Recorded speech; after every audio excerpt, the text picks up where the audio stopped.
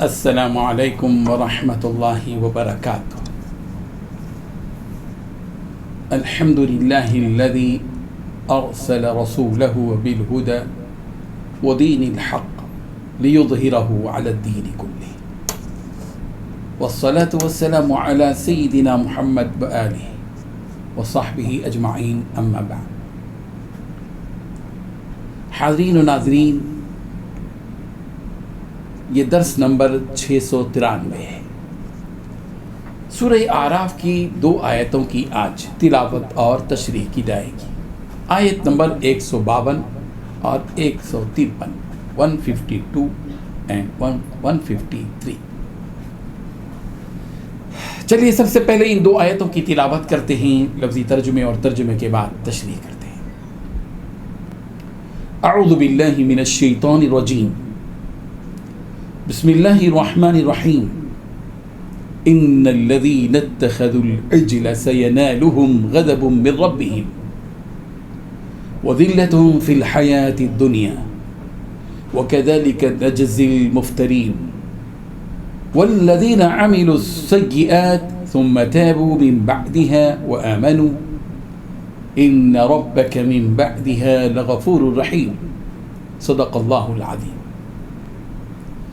ان الذین، بے شک وہ لوگ جنہوں نے اتخذوا بنایا العجل بچڑے کو معبود، سینالہم عن قریب انہیں پہنچے گا غضب غضب من ربہم ان کے رب کی طرف سے، وذلت اور ذلت فی الحیات الدنیا دنیاوی زندگی میں، وکذالک اور اسی طرح نجزی ہم سزا دیتے ہیں المفترین بہتان باندھنے والوں کو، والذین اور وہ لوگ جنہوں نے عملوا عمل کیا السیئات برے، ثم پھر تابوا توبہ کی، من بعدها اس کے بعد، وآمنوا اور ایمان لے آئے، ان یقیناً ربک آپ کا رب، من بعدها اس کے بعد، لغفور البتہ بہت بخشنے والا، رحیم نہایت رحم کرنے والا ہے.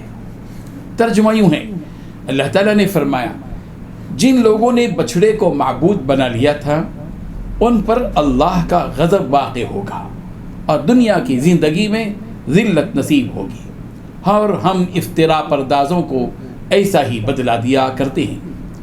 اور جنہوں نے برے کام کیے پھر اس کے بعد توبہ کی اور ایمان لے آئے تو کچھ شک نہیں کہ تمہارا پروردگار اس کے بعد بخش دے گا کہ وہ بخشنے والا اور مہربان. ان 2 آیتوں میں 5 باتیں بتلائی گئی ہیں. پہلی بات، جن لوگوں نے بچڑے کو معبود بنایا ہے. دوسری بات، ان پر جلد ہی ان کے رب کا غضب اور دنیاوی زندگی ہی میں ذلت آ پڑے گی. تیسری بات، جو لوگ افترا پردازی کرتے ہیں ہم ان کو ایسی ہی سزا دیا کرتے ہیں. چوتھی بات، جو لوگ برے کام کر گزریں پھر ان کے بعد توبہ کریں اور ایمان لے آئیں. پانچویں بات، تمہارا رب اس توبہ کے بعد ان کے لیے بہت بخشنے والا، بڑا مہربان. بزرگان محترم، پچھلی آیتوں سے یہ بات معلوم ہوئی کہ جب حضرت موسیٰ علیہ السلام کوہ طور سے واپس آئے اور قوم کو گوسالہ پرستی میں مبتلا پایا تو پہلے تو حضرت ہارون علیہ السلام کی طرف لپکے اور ان کی سرزنش کی، اور جب انہوں نے حضرت ہارون نے حقیقت واقعہ بتلایا اور حضرت موسیٰ علیہ السلام کو محسوس ہوا کہ اس میں حضرت ہارون کی کوئی کوتاہی اور غفلت نہیں ہے تو انہوں نے اپنے لیے اور اپنے بھائی کے لیے مغفرت اور رحمت کی دعا کی.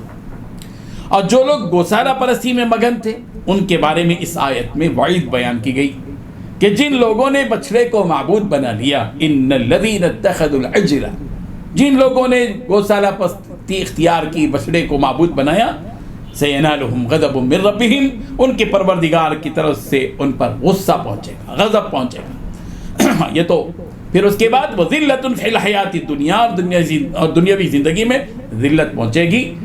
تو ایسے بت پرستوں کو ایسی سزائیں دی گئی ہیں. پہلی سزا گوسالہ پرستی کی اس آیت میں یہ سنائی گئی کہ اللہ تعالیٰ کا غضب ہوگا ان پر، اور دوسری سزا یہ سنائی گئی کہ دنیاوی زندگی میں ان کو ذلت اور رسوائی سے دوچار ہونا پڑے گا. اللہ تعالیٰ کا غضب اور سخت ترین عذاب ایسے بت پرستوں کے لیے ہوا.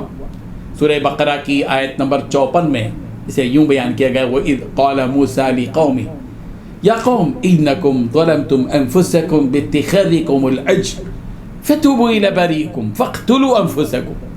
جب حضرت موسیٰ علیہ السلام نے اپنی قوم سے کہا کہ اے میری قوم، بچڑے کو معبود بنا کر تم نے اپنی جانوں پر بڑا ظلم کیا، اب تم اپنے پیدا کرنے والے کی طرف رجوع ہو کر اپنے کو آپس میں قتل کرو. بنی اسرائیل کے لیے یہ سخت ترین سزا تجویز کی گئی کہ ان میں کے وہ لوگ جو گوسالہ پرستی کے ذریعے شرک میں پڑے ہوئے تھے آپس میں ایک دوسرے کو قتل کریں. یہی ان کے جرم کی سزا تھی جو رب ذوالجلال کی طرف سے تجویز کی گئی. اس لیے کہ شرک کوئی معمولی جرم نہیں. زنا پر جب سزا دی جاتی ہے قتل کی تو ظاہر بات ہے، اور قتل پر دنیا میں کسی ایک دوسرے کو قتل کیا جاتا ہے تو اس پر قصاص کا حکم ہے. رب ذوالجلال کے ساتھ دنیا میں کوئی شرک کرے تو ظاہر بات ہے کہ یہ بہت بڑا بھاری جرم ہے، اور اس جرم کی سزا ظاہر بات ہے کہ ملے گی. اللہ تبارک و تعالی نے یہ وضاحت کی. تو دو سزائیں، ایک تو یہ کہ غضب، اور غضب قتل میں ہوا، اور اس کے علاوہ دوسری سزا ان کے لیے یہ تھی کہ دنیاوی زندگی میں انہیں ذلت سے دوچار ہونا پڑا، جس کی وضاحت سورہ بقرہ کی آیت نمبر 61 میں وَضُرِبَتْ عَلَيْهِمُ الذِّلَّةُ وَالْمَسْكَنَةُ وَبَاءُوا بِغَضَبٍ مِّنَ اللَّهِ کہ ان کے اوپر ذلت اور مسکنت چھائی گئی. ان پر تو ذلت کیا ہوئی، رسوائی کیا ہوئی، اس کی صورت یہ ہوئی کہ اپنے شہر سے نکالے گئے بنی اسرائیل، مارے مارے پھرتے رہے 40 سال تک میدان تیہ میں، اور لوگوں کی نگاہوں میں حقیر اور بے حیثیت ہو گئے. پھر اس کے بعد کیا جا رہا ہے، وَكَذَلِكَ نَجْزِي الْمُفْتَرِينَ، افترا پردازی کرنے والوں کو ہم ایسی ہی سزا دیتے ہیں. یہ افترا پردازی کیا ہے؟ یعنی سامری نے جس طریقے سے اللہ تعالیٰ کی طرف جھوٹ موٹ گھڑا کہ اللہ تبارک و تعالیٰ تو وہ ہے جو زمین اور آسمان کا خالق اور مالک ہے، اور بچڑا بنا کر اس کے اندر تھوڑی سی آواز آ گئی تو اس بنیاد پر اس کو خدا بنا لینا، ظاہر بات ہے کہ یہ بہت بڑا افترا ہے، جھوٹ باندھنا ہے اللہ تبارک و تعالیٰ پر. تو سامری کے نقش قدم پر چلنے والوں کو جنہوں نے اللہ تعالیٰ پر جھوٹ بات گڑھی، اور یہ کہا گیا کہ ھذا الہکم و الہ موسیٰ، یہ تمہارا بھی معبود ہے اور موسیٰ کا بھی معبود ہے، فنسیا، موسیٰ تو بھول گئے، وہاں چلے گئے. یہ وہ جرم عظیم ہے کہ جو کوئی اللہ پر جھوٹی بات کرنے والا یہ جرم اختیار کرے گا اس کو ویسا ہی بدلہ دیا جائے گا جیسا کہ بنی اسرائیل کے ان گوسالہ پرستی اختیار کرنے کو دیا جائے گا.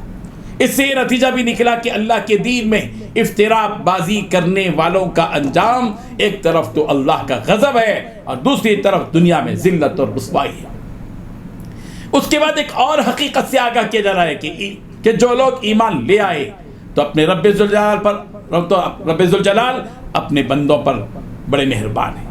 یعنی جو کوئی شخص شرک کرنے کے بعد بھی اگر سچی توبہ کرے گا، اللہ تعالیٰ سے گر گرا کر معافی مانگے گا اور پھر اپنی زندگی کو درست کر لے گا، ایمان لا لے گا، توحید پر قائم رہے گا، پھر اس کے اسلام قبول کرنے کے بعد اس کی گئی شرک کو اللہ تبارک و تعالیٰ معاف کر دیتے ہیں، اور ایسے شخص پر اللہ تبارک و تعالیٰ رحمت بھی فرماتے ہیں، اس کو بخش بھی دیتے ہیں.